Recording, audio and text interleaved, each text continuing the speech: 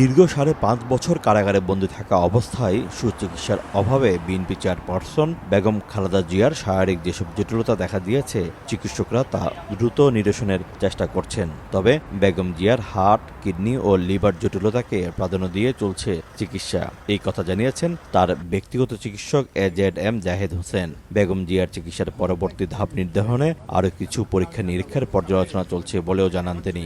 2 জন বিশেষজ্ঞ চিকিৎসক ওনাকে আগামী 2-1 দিনের মধ্যে ইনশাল্লাহ দেখবেন। পরবর্তীতে ওনার চিকিৎসার ব্যাপারে আমাদের যে পদ্ধতি, অর্থাৎ উনি তো এখন ঔষধ দিয়ে চিকিৎসা চলছে লিভারের জন্য, কিডনির জন্য, হার্টের জন্য, ডায়াবেটিস, প্রেশার, রিউমাটয়েড আর্থ্রাইটিস প্রত্যেকটির জন্য। এর বাইরেও আরও যদি কোনো চিকিৎসা করা যায়, সেজন্যই আমরা জন হপকিন্সের মেডিকেল টিমের সদস্যরাও এখানে অংশগ্রহণ করেছিল। ওনার জন্য যেটা সবচেয়ে মঙ্গলজনক হবে সেই ধরনের চিকিৎসা পদ্ধতি ওনারা অনুসরণ করবে বলে আমরাও আশা করি এবং ওনারা সেই ধরনের চিন্তা করছে। এদিন লন্ডনে প্রবাসী বাংলাদেশিদের আয়োজিত এক সভায় বিএনপি চেয়ারপারসনের উপদেষ্টা ডক্টর এনামুল হক চৌধুরী বলেন, বেগম জিয়া সুস্থ হয়ে দেশে ফিরে যাবেন।